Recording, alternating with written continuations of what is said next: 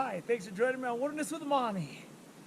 I'm at the Bishop Pass Trailhead, and I'm going to be hiking to Chocolate Lakes for the first time. It's up by Long Lake and in that area, and there's actually a loop you can do around Long Lake, up around Ruwau Lake, and then back down around Chocolate Lakes. I'm not doing that today. I got to hike for Wilderness with the Monty Patreon tomorrow.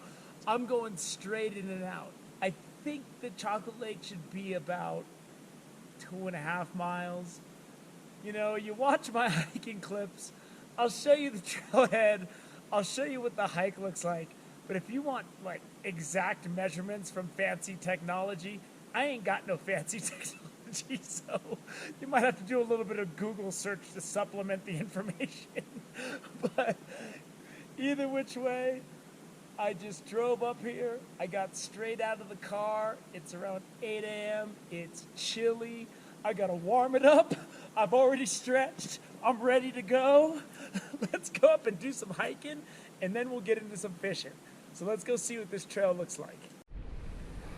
So here I am. You are here. That's me. Here's the Chocolate Lakes right here. So I'm gonna be hiking up here. And I can't get faked out by this Bull Lake. I got to get up to Chocolate Lakes. And I think I'm going to want to get to the middle of the top lake. And then there's Long Lake and there's Ruwau Lake. I have that on my backpacking and hiking playlist, both of those lakes. And I fish them both on my backcountry fishing playlist. And I also have the Treasure Lakes on my hiking playlist. And I fish the Treasure Lakes on my backcountry fishing playlist. So I'm getting this area wrapped up today. And South Lake is full. This is about as full as I've ever seen it. I've been coming up here for a while now, since the 90s. And whenever you're gonna hike above 10,000 feet, it's always ideal if you can come up the day before, get acclimated, and then hike the next day. I ain't got that kind of luxurious buffer time where I can relax. I left my house at 3:30 this morning. I woke up at 3, drove, got out of the car. I'm straight up there. So I'm exhausted right out of the gate, but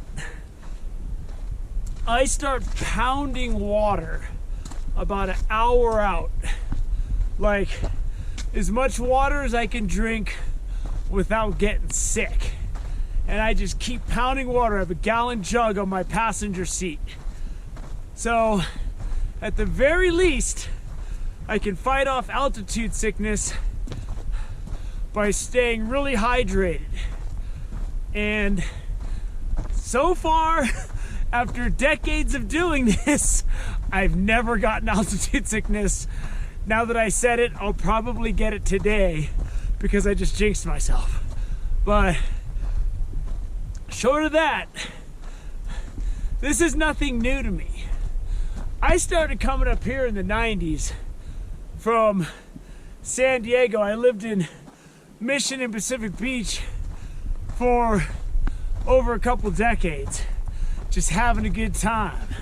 And when you're coming from Mission and Pacific Beach, it ain't getting more sea level than that. And I would leave at 2 in the morning, and I'd get to like Lone Pine, get out of my car, and hike up to Cottonwood Lakes number 5, 11,200 feet. And I just do the same thing. I just drink tons of water and go. So now that I live in Reno, although it seems extreme that I'd make these long drives and then get out of my car and start hiking, it's nothing compared to what I did for decades driving all the way from San Diego and doing it. A lot of people think, oh, he's just started this YouTube channel and that's why he fishes all the time.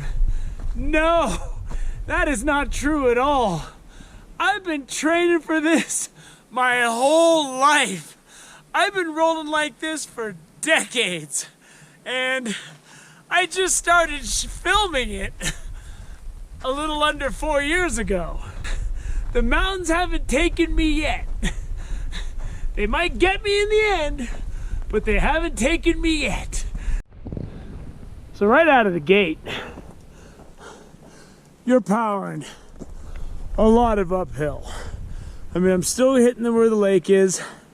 I'm going up, but it's just, we're gonna gain some altitude real quick.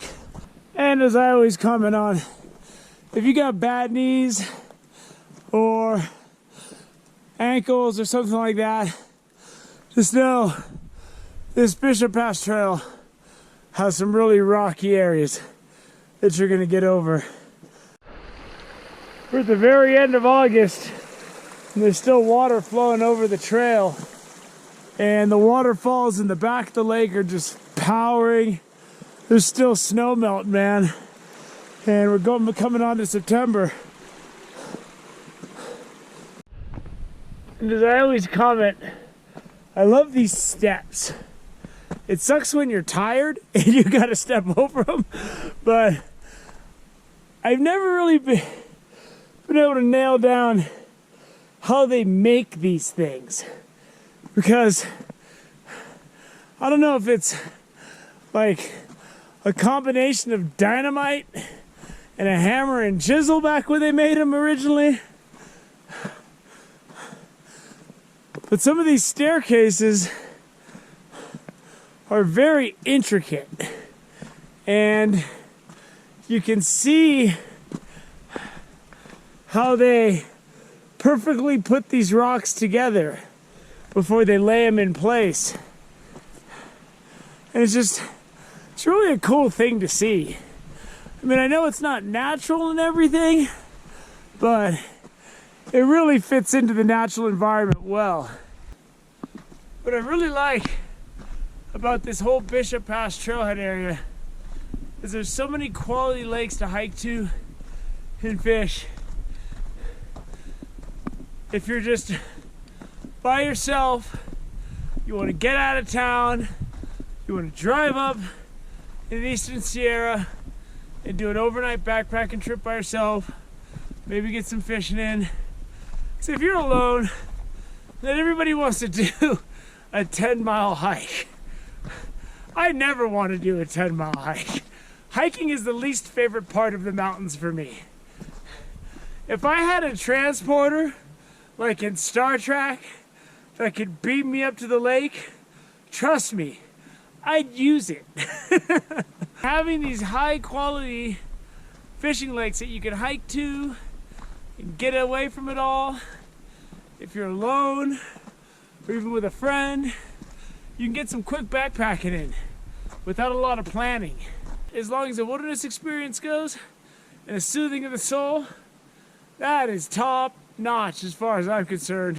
And here we are again, entering the John Muir Wilderness. And I like these bigger signs. I commented when I went into the Hoover Wilderness and fished last time, they had this little tiny sign, and I get you want to have a smaller sign with lower impact. These are kind of iconic for as far as I'm concerned. And I really dig these larger signs, especially when they get a little weathered. They just really blend in and they fit. So after about a mile of uphill, you get a little up and down and some flat areas. So this hike isn't that bad, but there is some steep stuff. Don't get me wrong. So at the first junction of the trail, there's Treasure Lakes. There's some nice fishing up there, but we're not going there today. We're going to Chocolate Lakes. Wow, I was surprised to see little brookies in this tiny creek. But as soon as I walked up, they scattered. There's one right there. There he goes. This is probably usually dry this time of year, but the fish are resilient. There's some high country for you.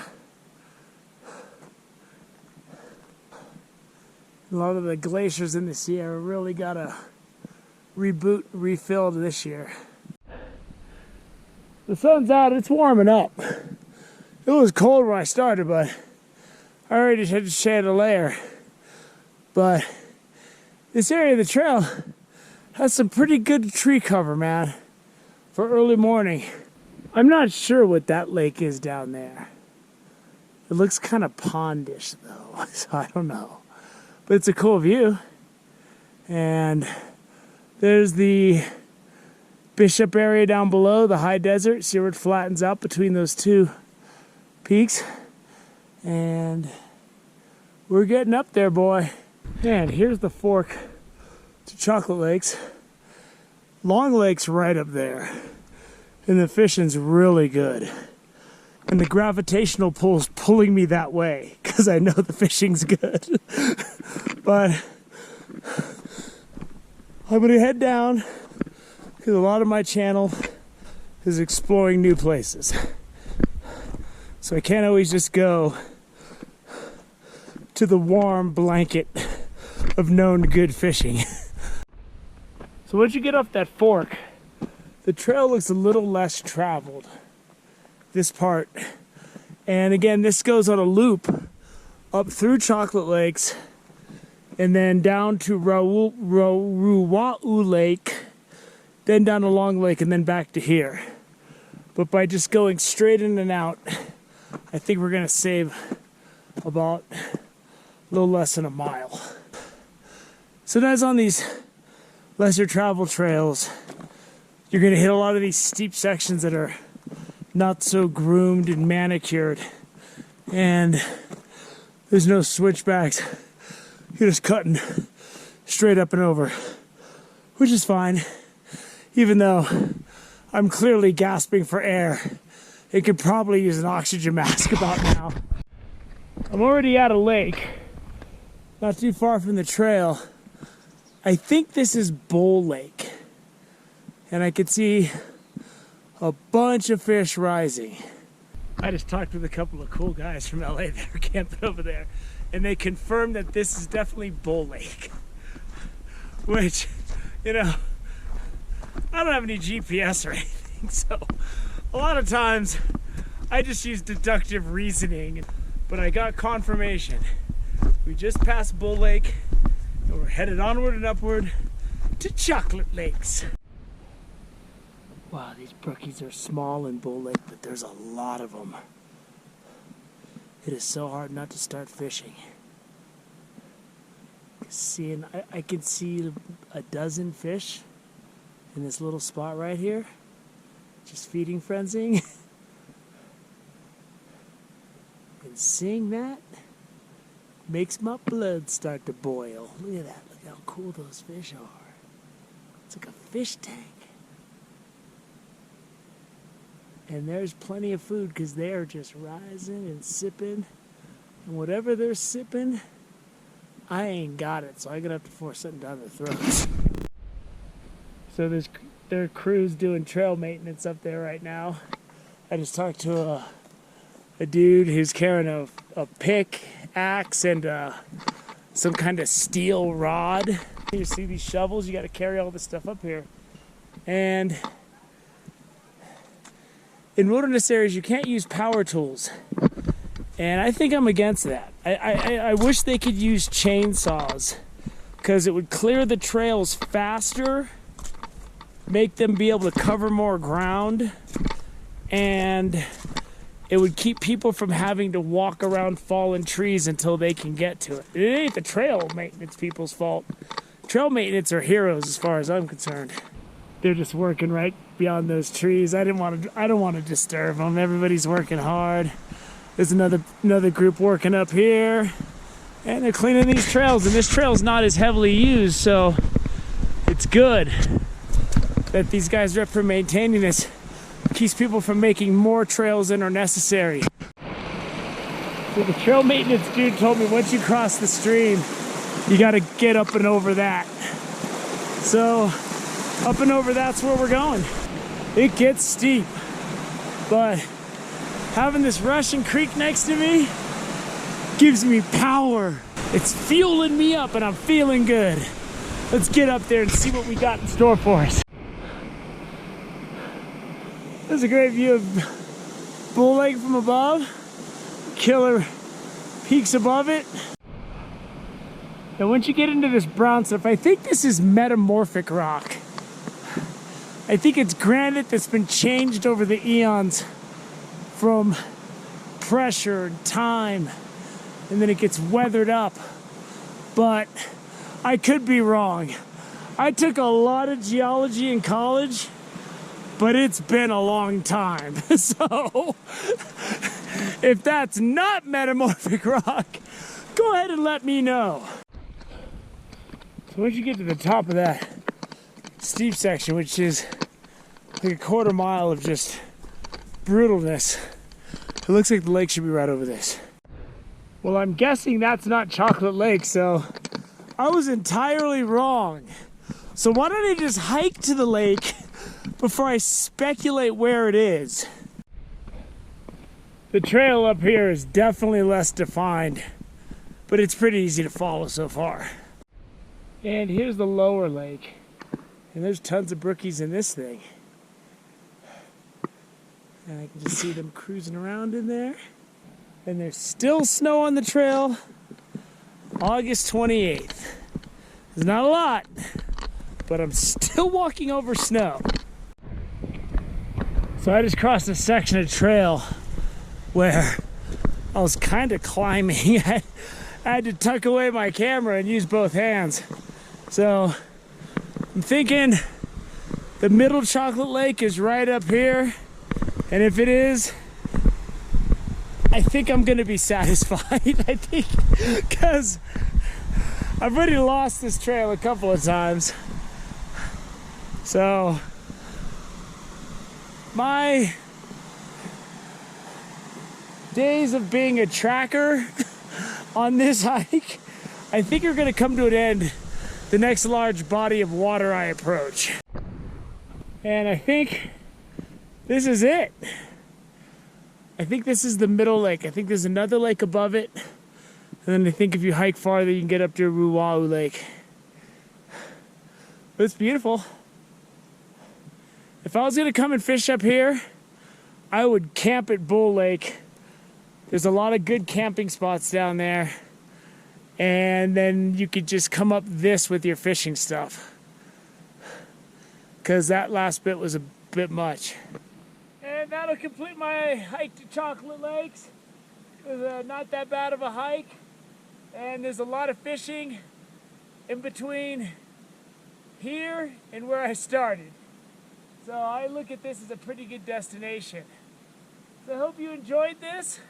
It's another addition to my hiking and backpacking playlist. I'll on the end screen at the end of this video, I'll put the link to that playlist so you can see what other kind of options are on there.